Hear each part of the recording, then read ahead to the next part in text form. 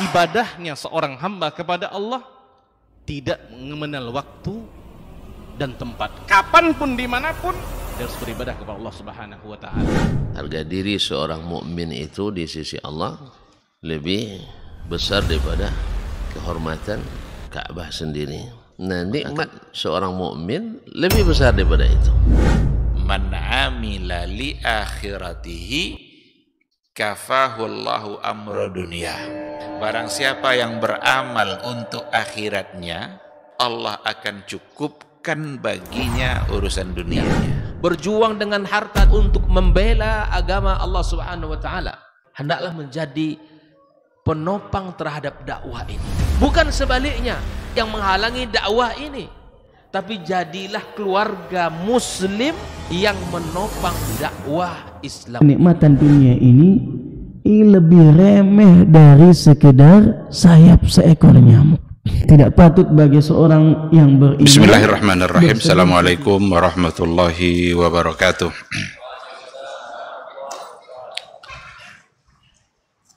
Innal hamdalillah nahmaduhu wa nasta'inuhu wa nastaghfiruh wa na'udzu billahi min shururi anfusina wa min sayyiati a'malina. May yahdihillahu fala mudhillalah wa may yudlilhu falan tajida lahu waliyyan mursyida. Asyhadu an la ilaha illallah wahdahu la syarikalah wa asyhadu anna Muhammadan abduhu wa rasuluhu la nabiyya wa la rasula ba'da. Ikhwati fillah, ma'asyiral hadirin wal hadirat, kaum muslimin dan muslimat yang dimuliakan Allah. Mari sama-sama kita awali kajian kita dengan memperbanyak ungkapan puji dan syukur kepada Allah Subhanahu wa Ta'ala. Alhamdulillah atas izin dan karunia Allah Subhanahu wa Ta'ala, pada malam hari ini kita bisa kembali bersama dalam sebuah majelis ilmu yang mudah-mudahan ini adalah majelis yang diberkahi oleh Allah Subhanahu wa Ta'ala, dan mudah-mudahan majelis ini bisa menjadi wasilah bagi kita bersama untuk mendapatkan kemuliaan yang sesungguhnya di sisi Allah Azza wa Jalla. Karena untuk mendapatkan kemuliaan di sisi Allah itu memerlukan adanya iman dan memerlukan adanya ilmu. Yarfa'illahu allazina amanu minkum wallazina utul ilma darajat.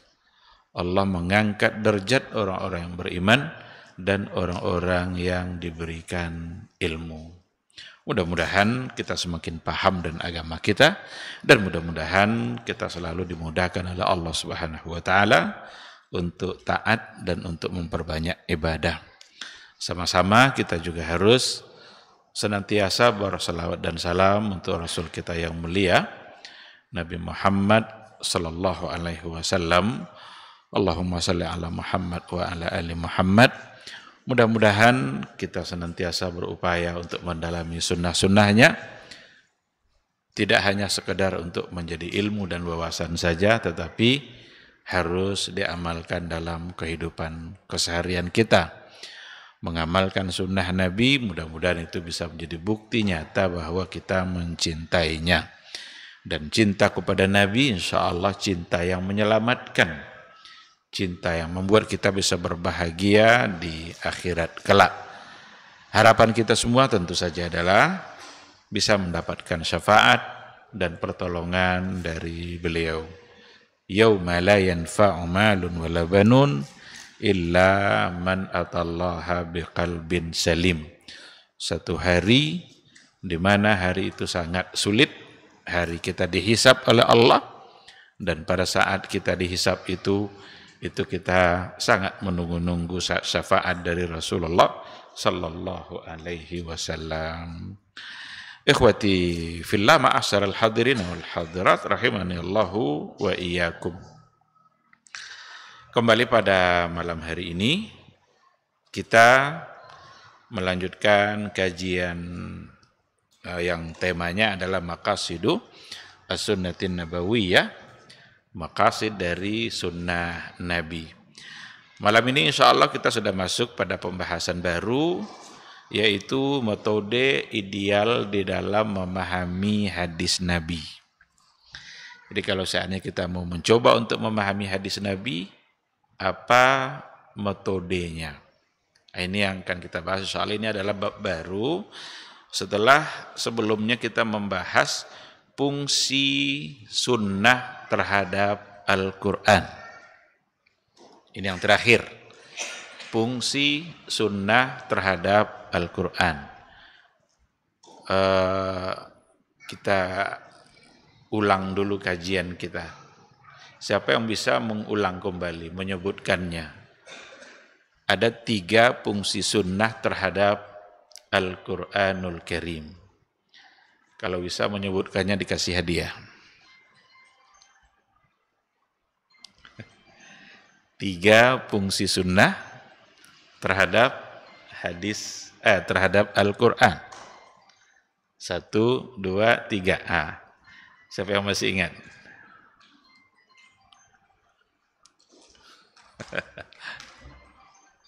Tidak ada? Berarti tidak ada yang berhak mendapatkan hadiah malam ini. Ada? Hah? Tidak ada yang ingat? Fungsi sunnah terhadap Al-Quran. Silakan, Pak Barasa.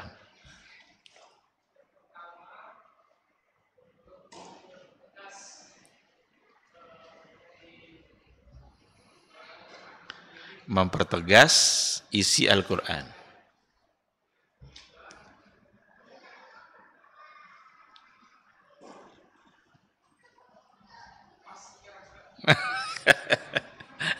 Cuma 1.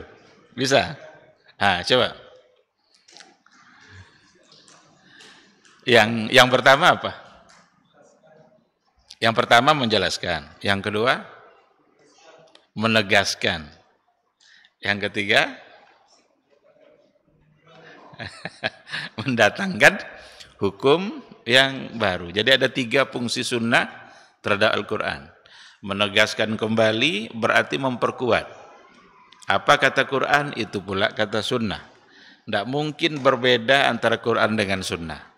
Quran bilang haram, sunnah bilang halal, mustahil. Haram kata Quran, haram pula kata sunnah. Yang kedua, menjelaskan. Tidak sekadar menegaskan, memperkuat, tapi menjelaskan. Karena banyak di antara Al-Quran yang masih dalam keadaan mujmal, global, bersifat umum, datanglah hadis untuk menjelaskan. Diperintahkan kita sholat. Gimana cara sholat? Urutan rangkaian sholat, rukun syaratnya itu tidak ada dalam Al-Quran. Nah, bilah yang datang menjelaskannya, bahwa sholat itu diawali dengan takbiratul ihram dan diakhiri dengan salam. Itu tidak ada dalam Quran. Yang ada hanya pada sunnah Nabi, dan sunnah itu menjelaskan isi Al-Quran.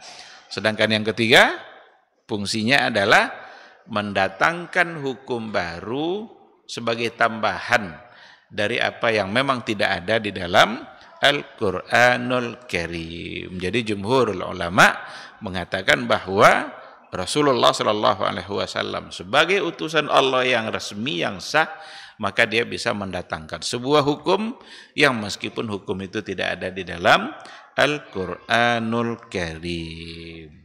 Berarti betul jawaban tadi? Yang pertama tadi betul, walaupun dengan melihat catatan, maka kita hargai penulisannya itu. Karena memang ilmu itu harus dicatat, ilmu harus ditulis. Nah, ini bukunya. Ini buku ini yang kita pelajari ini nih. Awalnya sampai pakai buku ini, tapi alhamdulillah dimudahkan oleh Allah, sudah dicetak secara baik insya Allah.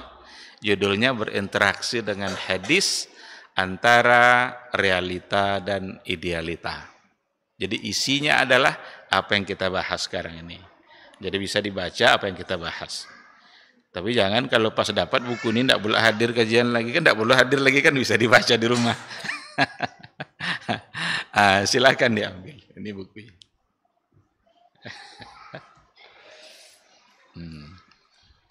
Silakan, Fadhil. Barakallahu fikum. Dah, ikhwati fillah ma'asyaral hadirin wal hadirat rahimani Allahu wa iyyakum. Sekarang kita masuk pada penjelasan atau bab baru, yaitu metode ideal di dalam memahami hadis Nabi. Bagaimana caranya kalau seandainya seseorang ingin memahami hadis Nabi? Apa yang harus dia lakukan? Apa metodenya? Metode ini menjadi penting agar hadis itu tidak dipahami secara salah.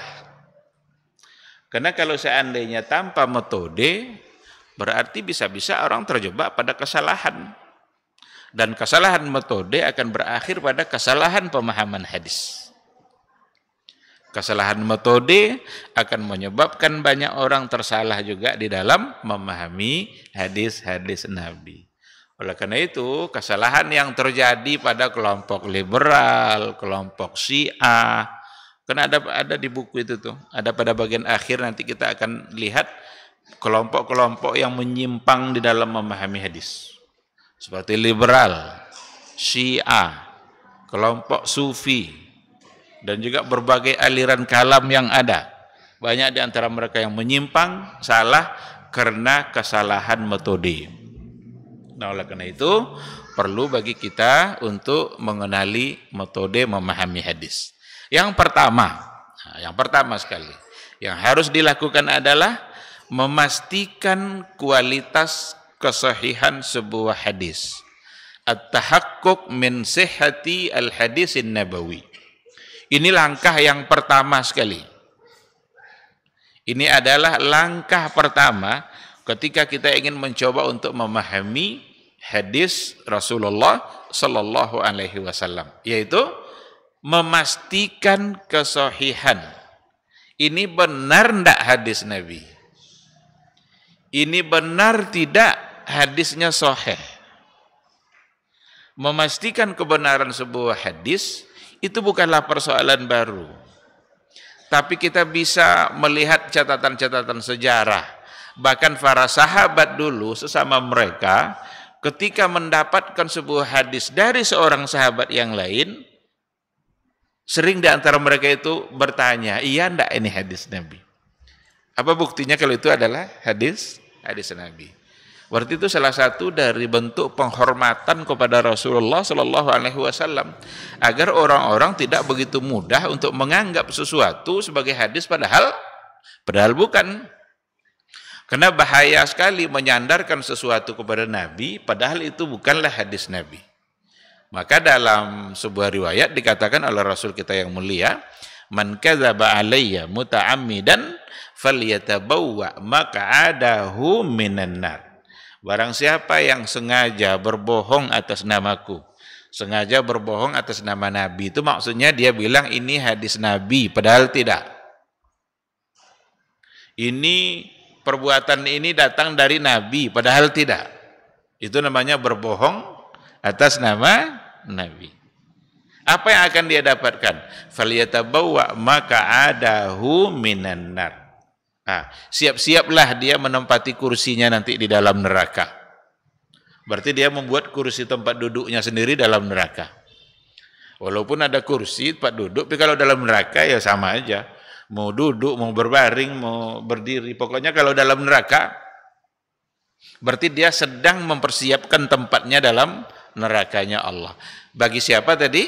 Bagi orang yang sengaja berbohong atas nama Nabi. Nah, oleh karena itu, ditempatkanlah oleh para ulama hadis metode memahami hadis. Yang pertama sekali adalah memastikan ini sahih atau tidak sahih. Ini benar atau tidak benar. Contohnya dari kalangan sahabat banyak. Seperti Umar bin Al-Khattab radhiyallahu taala anhu. Umar bin Al-Khattab itu pernah memaksa Abu Musa Al-Asy'ari untuk memastikan sebuah riwayat yang oleh Abu Musa itu adalah hadis Nabi. Riwayatnya adalah yang berhubungan dengan istizan. Kalau kita mau bertamu, kita hanya dibolehkan minta izin atau salam itu sunnahnya sebanyak 3 kali. Salam 3 kali. Kalau salam 3 kali itu tidak dijawab, maka pulang saja. Tidak usah memaksa diri. Jangan berkali-kali sampai sekian kali juga tidak pulang-pulang. Pokoknya kalau sudah 3 kali tidak dijawab, 2 kemungkinan. Pertama, orangnya tidak ada. Yang kedua, dia tidak sedang siap untuk menerima tamu. Kita harus hargai privasi dia. Saat dia mau istirahat, dia tidak jawab, ya udah pulang. Begitulah sunnahnya. Dan Abu Musa ketika itu bertamu ke rumah Umar. Diketoknya pintu, ucapkannya salam, assalamualaikum. Sampai yang kedua, assalamualaikum. Sampai yang ketiga, assalamualaikum. Umar tidak menjawab. Kena 3 kali Umar tidak menjawab, maka dia pulang. Abu Musa pulang. Balik belakang. Ketika dia pergi, Umar membuka pintunya. Sini, kenapa pulang? Kata Abu Musa, karena saya sudah minta izin 3 kali dengan mengucapkan salam tapi tidak ada jawaban. Sementara Rasulullah SAW mengatakan, seandainya sudah 3 kali tidak ada jawaban, maka pulang. Apa kata Umar? Benar enggak itu dari Nabi? Kata Abu Musa, iya. Nah, kalau begitu, coba kamu cari sekarang saksinya. Kamu cari. Ada enggak sahabat lain yang mendengarkan itu dari Nabi? Cari sekarang. Kalau enggak, saya pukul kamu, katanya. Kata Umar. Maka pergilah Abu Musa itu kejar-kejaran mencari menengok di mana ada sahabat berkumpul, kemudian bertanya. Adalah sekelompok sahabat yang sedang duduk-duduk berbincang-bincang. Ketika itu Abu Musa datang dan bertanya kepada mereka, adakah di antara kalian yang pernah mendengar hadis ini dari Nabi? Disebut oleh Abu Musa, hadisnya tentang begini. Kebetulan di situ ada Abu Ayyub Al-Ansari yang juga sahabat Nabi. Kata Abu Ayyub Al-Ansari, saya pernah mendengar itu dari Rasulullah sallallahu alaihi wasallam.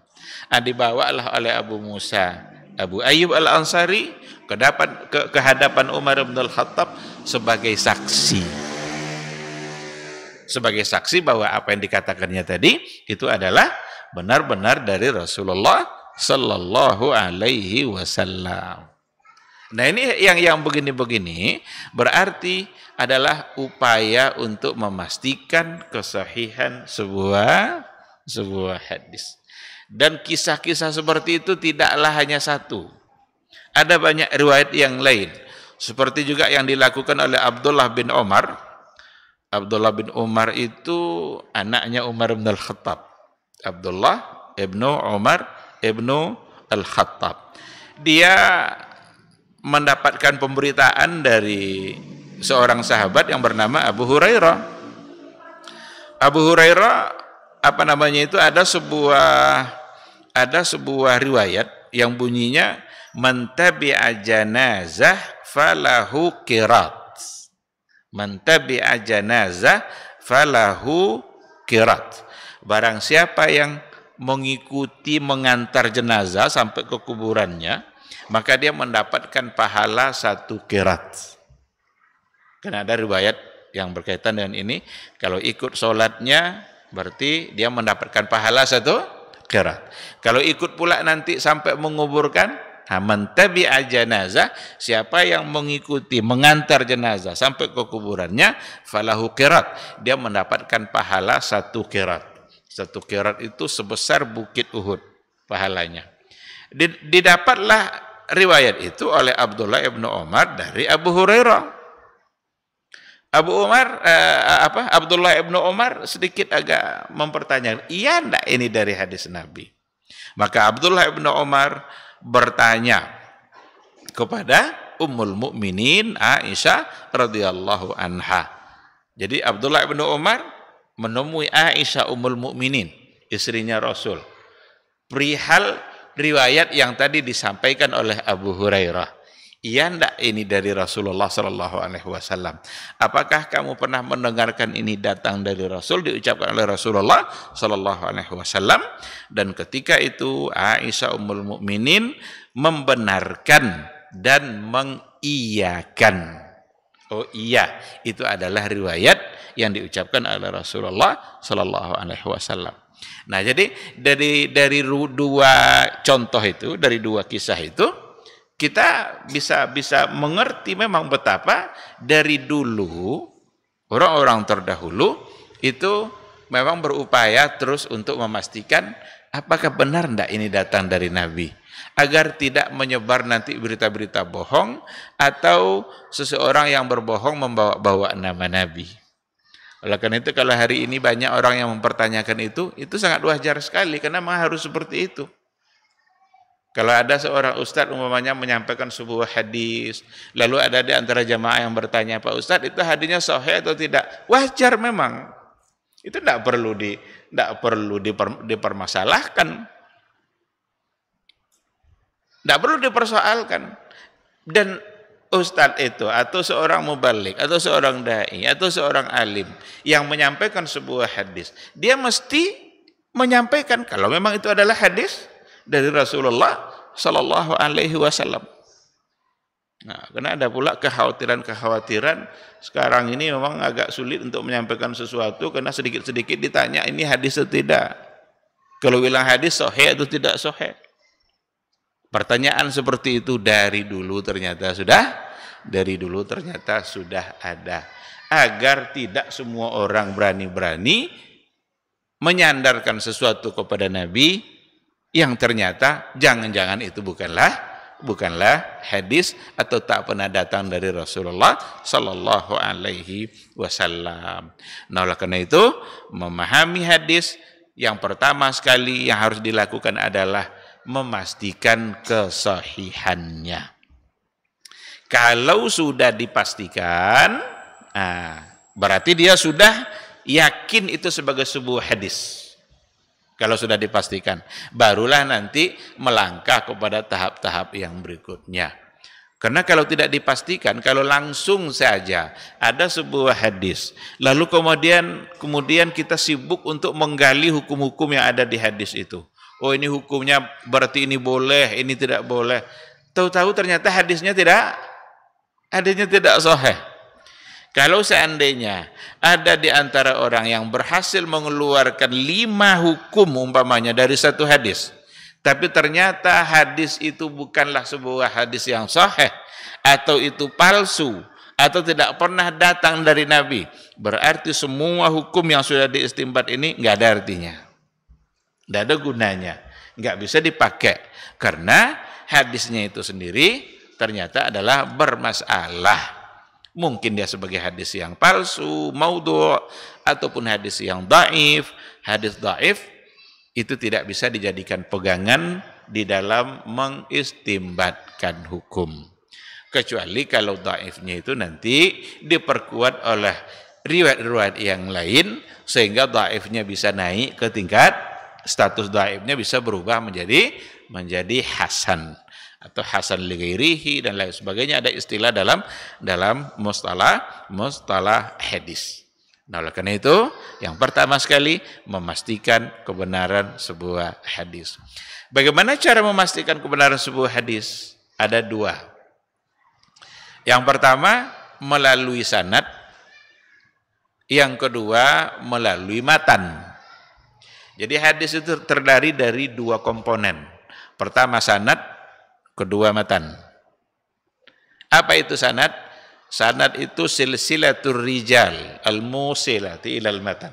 Rangkaian nama-nama orang sebelum masuk ke matan hadis itu namanya sanad. An-Nafi' an Ibnu Umar an Rasulullah sallallahu alaihi wasallam, atau Malik, Nafi' Ibnu Umar. Ini disebut dengan silsilah zahabiyah, rantai emas. Kalau sudah datang dari yang 3 ini rantai emas ini. Ini diyakini kesahihannya. Orang-orang ini, Nafi', Malik, Nafi' Ibnu Umar, itu namanya sanad. Jadi melalui sanad, yang pertama sekali mengetahui sahih atau tidak sahihnya melalui sanad hadis. Inilah nanti yang ada pada ilmu ar-rijal di dalam mustalah hadis. Ini banyak orang yang tidak suka dengan ilmu ini karena menghafal nama-nama para ulama, menghafal bagaimana kehidupan mereka, Tetapi ternyata dari sisi inilah nampak besarnya jasa para ulama terdahulu, sehingga untuk membenarkan sebuah hadis apakah datang dari Nabi atau tidak, itu bisa melalui sanad-sanad yang tadi itu. Dan ilmu sanad ini merupakan ilmu yang khusus hanya ada pada umat Islam. Ini tidak dimiliki oleh umat manapun.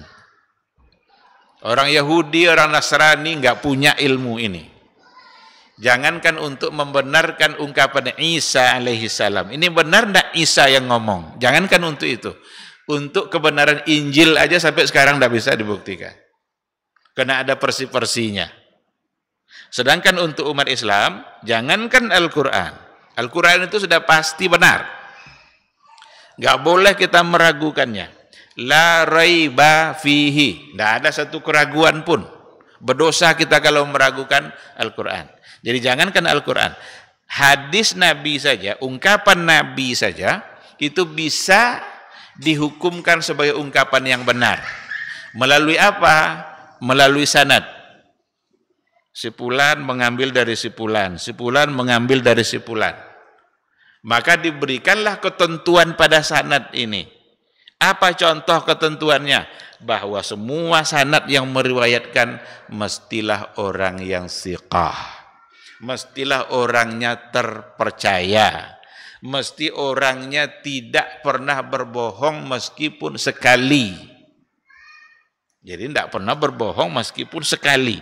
Kalau ketemu dia pernah berbohong sekali, berarti mulai hari itu riwayatnya tidak diterima.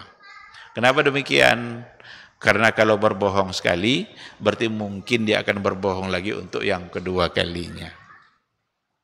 Bahkan di sebuah buku yang pernah saya baca, itu ketika mereka mengukur soal kebohongan tadi itu sangat ketat dan detail sekali. Meskipun berbohongnya itu kepada hewan, itu sudah tidak diterima riwayatnya, bisa berpengaruh kepada riwayatnya. Berbohong kepada hewan itu, umpamanya dia manggil-manggil ayam atau manggil-manggil kucing, pura-pura ngasih makan, sampai kucing di depan dia rupanya di tangannya tidak ada makanan.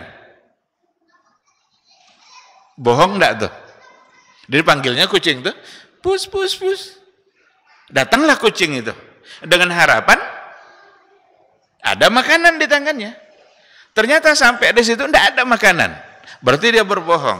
Ini sudah dianggap sebagai sebuah kebohongan yang bisa mencederai riwayatnya.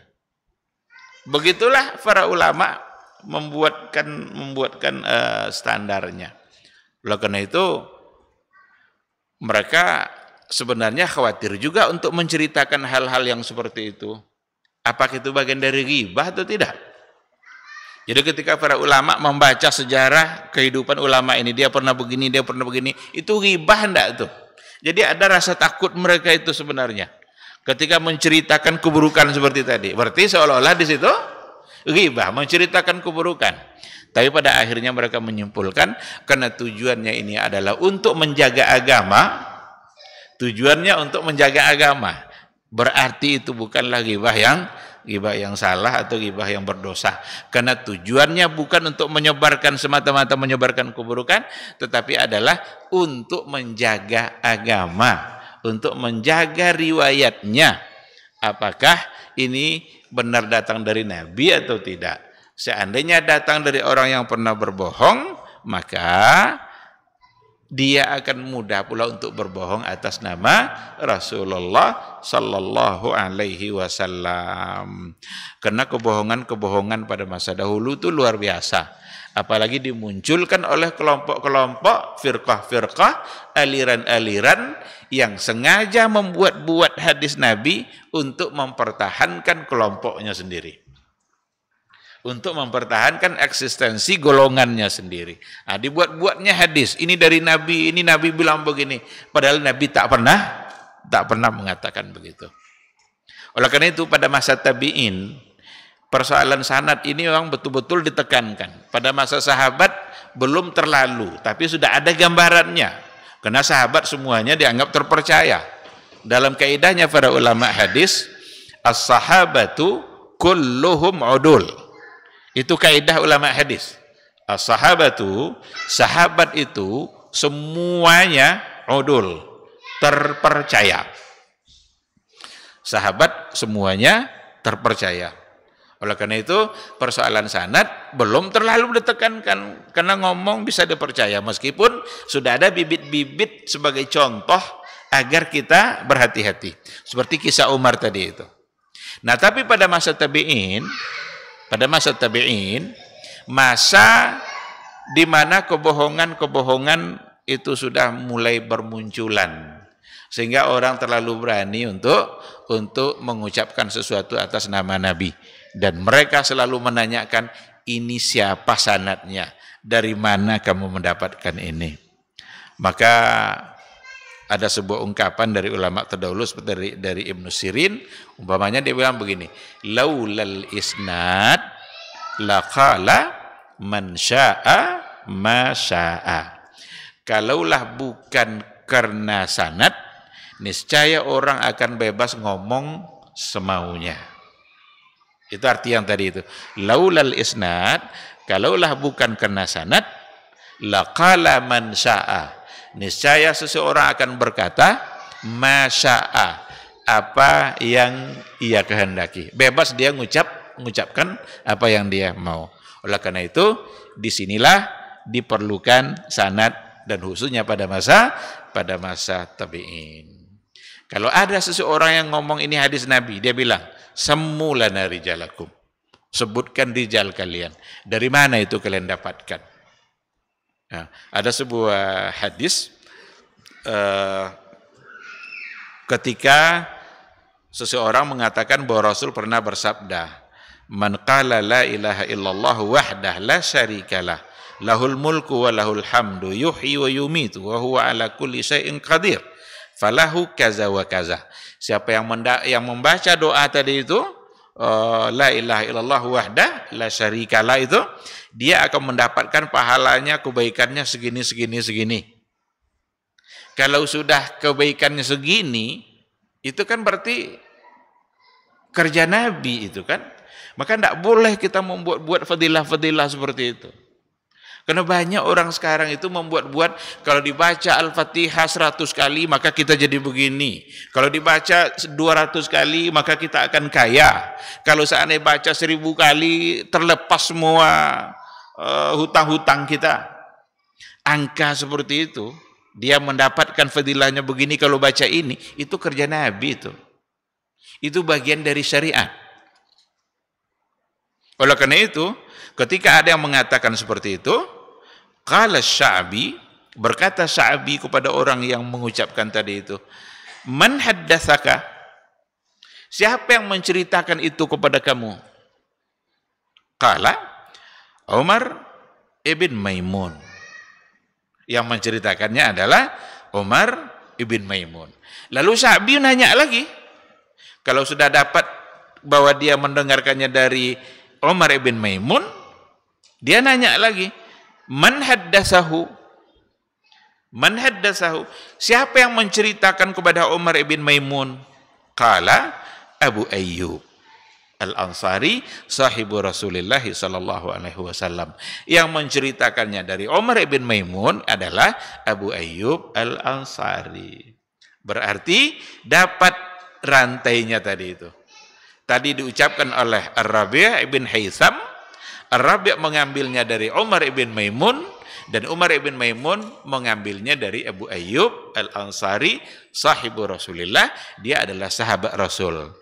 Kalau Abu Ayyub Al-Ansari sebagai sahabat, berarti sahabat mengambilnya dari Rasulullah sallallahu alaihi wasallam. Nah, begitu salah satu dari contoh rangkaian sanad ketika ada sebuah hadis yang diucapkan oleh seseorang pada masa dahulu.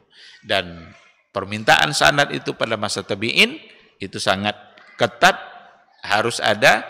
Kalau tidak, maka tidak akan diterima dia sebagai sunnah atau sebagai hadis Rasulullah sallallahu alaihi wasallam. Jadi para ulama mengukur, mengkaji kehidupan sanad tadi itu. Pertama, orangnya harus adil. Adil di sini maksudnya terpercaya. Bukan adil dalam menghakimi, tapi al-udul, al-adalah itu thiqah, terpercaya. Tidak boleh pernah berbohong, tidak boleh dia sebagai orang pelaku bid'ah, karena itu nanti akan membuat riwayatnya akan menjadi tertolak. Kemudian juga dia harus dhabit. Dhabit itu apa? Dhabit itu kuat hafalannya. Kalau dia tidak kuat hafalan, gimana mau diterima riwayatnya? Dibuktikan kuat hafalannya itu dengan tidak terlupa meskipun satu kata dari yang diucapkan oleh Rasulullah Sallallahu Alaihi Wasallam. Dhabit itu ada dua. Ada dhabit dari sisi hafalan, kekuatan hafalan, kapan ditanya dia ingat langsung. Dhabit dia. Ada nanti dhabit dari sisi tulisan, dhabit tulisan. Artinya ketika dia mendapatkan hadis itu lalu kemudian dia tulis dan tulisannya itu tidak tersalah, tidak menyalahi apa yang diucapkan oleh gurunya. Kalau dia punya salah satu dari yang dua itu, berarti dia dihukumkan sebagai orang yang dhabit. Bisa karena hafalannya kuat atau karena catatannya lengkap. Kalau sudah lengkap catatan, seandainya pun lupa, tapi bisa kembali kepada catatan.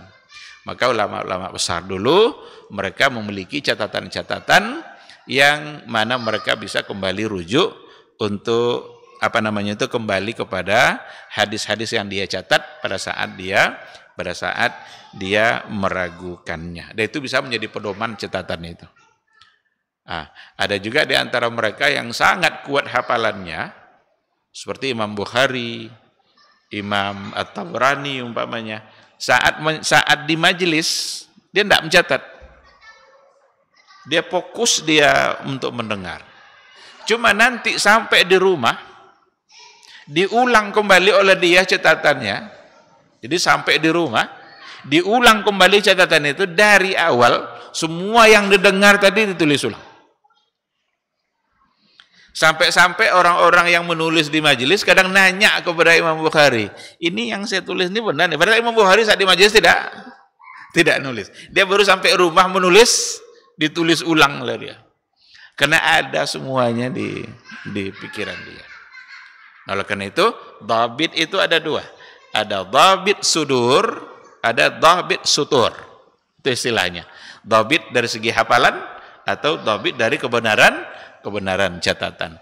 Ada yang memiliki salah satunya, ada yang juga padanya dua-duanya. Dia dhabit sudur sekaligus juga dhabit sutur. Begitulah kira-kira gambarannya tentang persoalan sanad. Dia harus bersambung. Tidak boleh sanad itu terputus. Kalau sanad terputus berarti hadisnya lemah. Umpamanya dari tabi'in langsung bilang dari Nabi. Berarti ada satu generasi yang hilang di situ. Apa itu? Sahabat. Ketika hadis datang dari tabi'in, dia menyandarkan kepada Nabi. Tabi'in ketemu Nabi enggak ketemu. Kalau enggak ketemu gimana mungkin tabi'in mengatakan ini dari Nabi? Mesti datangkan dulu ini sahabatnya siapa. Kalau tidak, berarti itu menurunkan kualitas hadisnya. Bisa-bisa sebagai hadis yang dhaif ditolak karena memang ada sanad yang terputus. Atau tabi'in tidak menyebutkan tabi'innya, langsung dari sahabat. Langsung dari sahabat. Berarti itu akan merusak atau mengurangi status dari hadisnya. Begitulah rumusan para ulama tentang bagaimana kita memahami kesahihan hadis melalui sanad. Nah, itu yang pertama. Jadi cara mengetahui sahih atau tidak sahih yang pertama melalui sanad. Sanad itu orang-orang yang mengambil hadis dari setiap generasi sampai kepada Rasul. Mesti orangnya sithah, orangnya terpercaya, hafalannya kuat, harus bersambung terus, tidak boleh terputus. Kalau dia terputus berarti membuat status hadisnya tidak sahih. Cara yang kedua itu adalah memastikan kesahihannya melalui lafaz, melalui matan. Jadi kalau tadi dari sanad, orangnya, sekarang dari matan. Ternyata sahih pun sanad, nah ini juga ada kaidah, ada kemungkinan meskipun sanadnya sahih, ada kemungkinan ternyata matannya tidak sahih. La yalzam, tidak mesti sahihnya sanad itu membuat matan juga langsung dihukumkan sahih. Oleh karena itu diperlukan pula cara yang kedua, mengetahui kebenaran hadis sahih atau tidaknya melalui matannya. Ditengok matannya itu. Bagaimana cara mengukur matan itu? Sahihkah atau tidak sahih? Ditengok. Apakah kira-kira bertentangan dengan Al-Quran atau tidak? Bertentangan dengan hadiskah atau tidak? Hadis yang lain. Ada hadis, tapi kalau bertentangan dengan hadis yang lain, berarti ini akan dipersoalkan. Tidak mungkin datang dari Nabi, bertentangan, dan dua-duanya sahih. Kan tidak mungkin kan? Pasti yang sahih adalah salah satunya. Nah, ada satu contoh, seorang perempuan namanya Fatimah binti Qais yang datang memberitakan kepada Umar bin Al-Khattab. Apa kata Fatimah binti Qais kepada Umar bin Al-Khattab? Bahwa suaminya telah menceraikannya dan Rasulullah SAW tidak menetapkan untuknya tempat tinggal dan nafkah. Jadi Fatimah binti Qais bilang suaminya meninggal, lalu Rasul menetapkan atau tidak menetapkan untuknya tempat tinggal ketika suaminya meninggal. Ketika Umar mendengarkan perkataan Fatimah itu, dia langsung tolak. Karena Umar bin Al-Khattab mengingat sebuah ayat. Ada ayat dalam Al-Quran, la tukhrijuhunna min buyutihinna. Janganlah kalian keluarkan istri-istri kalian itu. Kalau kalian ceraikan dalam masa iddahnya, jangan dikeluarkan dari rumah. Tetap dia dalam rumah itu. Wala yakhrujna illa ayyatina bi fahishatin mubayyinah. Tidaklah nanti mereka keluar kecuali mendatangkan fahisyah, mendatangkan perbuatan-perbuatan yang keji. Jadi biarkan dulu dalam rumah. Itu Al-Quran. Sementara yang diucapkan oleh perempuan tadi, katanya Nabi tidak menetapkannya tempat tinggal. Berarti tidak berada pada tempat tinggal. Kata Umar apa? Bagaimana mungkin saya menerima perkataan seorang perempuan yang menyandarkan itu kepada Nabi, sementara perkataan itu bertentangan dengan Al-Quranul Karim. Oleh karena itu, perlu disandingkan. Ada hadis atau ada orang mengatakan ini hadis, orang bilang ini dari Nabi, jika itu bertentangan dengan Al-Quranul Karim, berarti pasti itu bukan hadis. Atau kalaupun hadis, berarti hadisnya sudah dinasakh atau sudah dihapus hukumnya. Tidak mungkin lagi dianggap sebagai sebuah hadis. Nah, oleh karena itu perlu dilihat jika bertentangan dengan Al-Quran atau hadis yang sahih, maka berarti hadis yang satu ini dipermasalahkan. Bisa menjadi ditolak atau bisa dihukumkan sebagai hadis yang tidak sahih. Ada lagi caranya oleh para ulama, tengok uslubnya, tengok bahasa yang diucapkan. Karena ulama-ulama dulu dengan kecerdasan yang mereka miliki, mereka bisa mengukur ini bahasa ini tidak mencerminkan bahasa Nabi. Tidak mencerminkan bahasa Nabi. Ada satu contoh, sahabat mengatakan itu bukan hadis, karena tidak mencerminkan bahasa Nabi. Tidak mungkin rasanya Nabi mengucapkan itu. Apa contohnya? Arba'un la yasba'na min arba'. Ada 4 hal yang tidak pernah puas dari yang 4. Jadi 4 tidak pernah puas dari yang 4. Ardun min matar. Bumi dari hujan. Unsa min zakar. Perempuan dari laki-laki. Nah, ini dengan adanya unsa menzakar, tidak pernah puas dari 4 dari 4, perempuan dan laki-laki. Kata ulama, tidak mungkin Nabi ngomong nih katanya. Dan ternyata ketika diteliti, memang ternyata Nabi tidak pernah mengucapkan itu. Ainun min nazar, mata dari memandang. Wa udhunun, dan telinga dari khabar, telinga dari berita. Jadi telinganya tidak pernah puas dari berita, ingin selalu mendengar berita. Jadi uslub yang bisa dihukumkan itu bukanlah uslub Nabi. Dan itu tentu kemampuan itu dimiliki oleh para ulama. Kalau orang-orang yang kayak kita ini sama aja, ini Nabi atau enggak, sulit kita membedakannya. Tapi para ulama, mereka akan mengerti uslub yang seperti ini bukanlah gaya bahasa yang datang dari Rasulullah Sallallahu Alaihi Wasallam. Ada beberapa hal yang lain, insya Allah kita sambung setelah menjawab suara azan.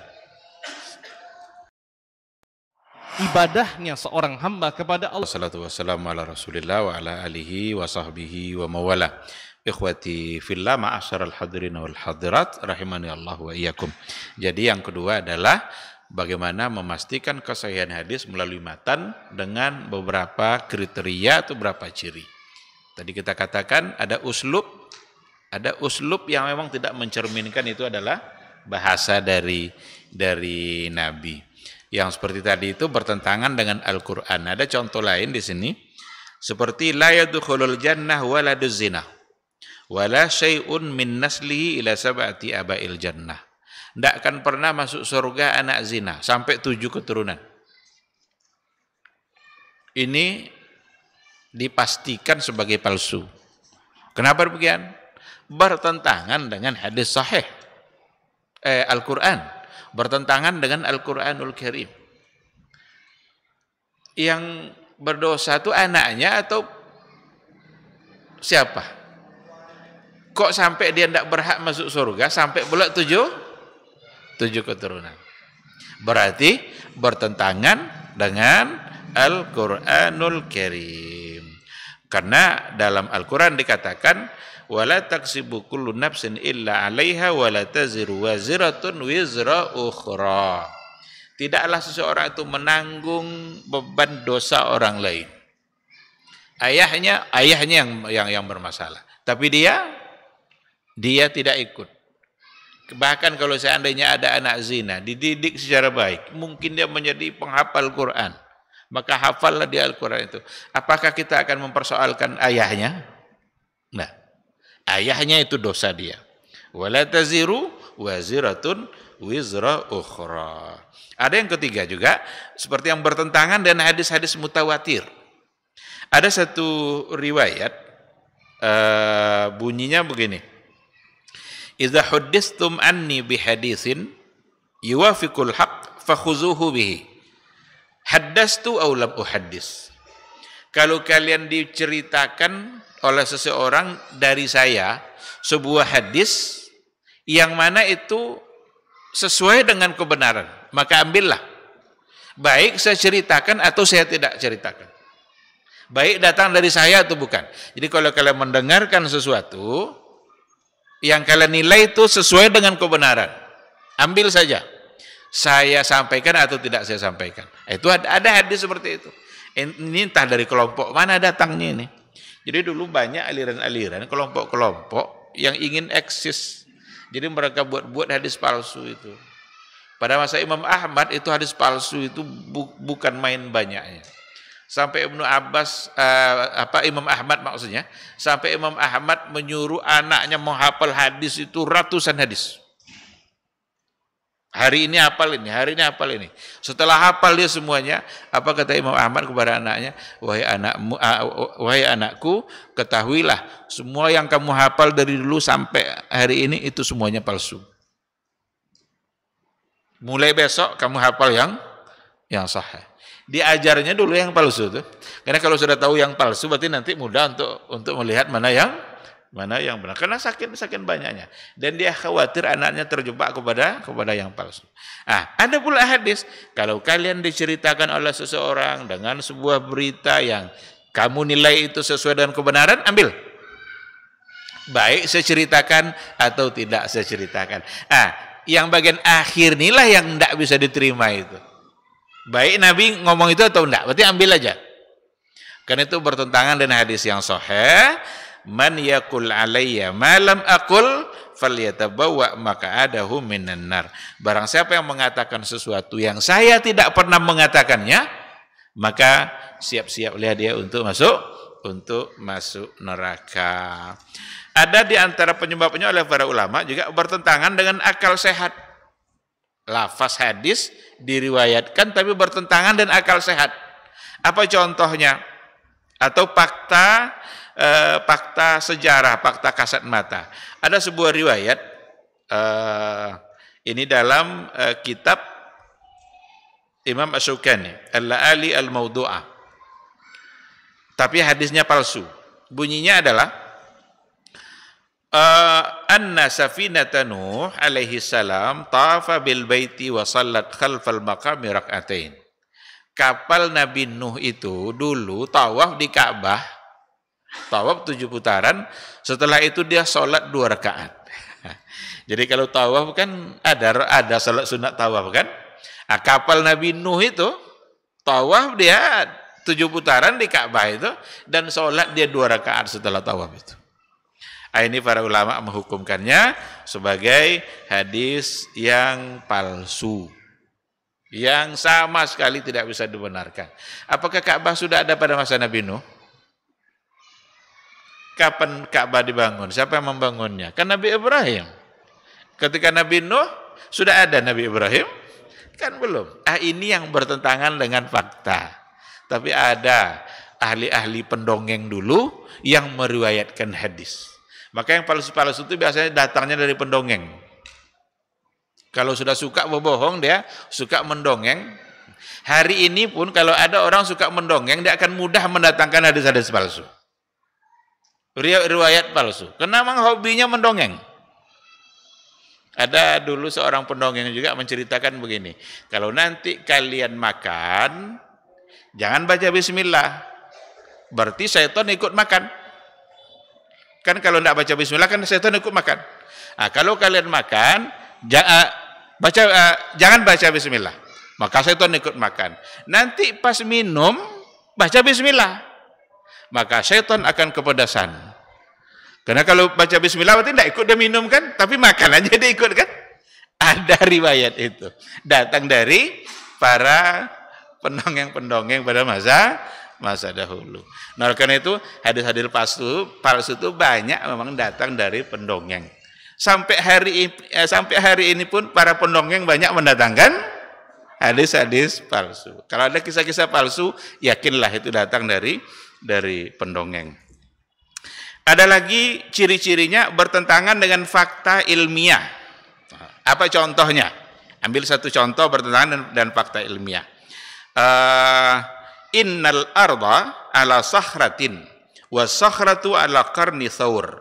Faiza harraka thawru qarnahu taharrakatis sakhra fataharrakatil ardu wa hiya zalzalah. Apa katanya? Sesungguhnya bumi ini berada di atas batu besar. Dan batu besar itu berada di atas tanduk sapi. Apabila sapi itu menggerakkan tanduknya, maka bergerak pula lah batu itu. Lalu bergerak pula lah bumi. Terjadilah gempa bumi.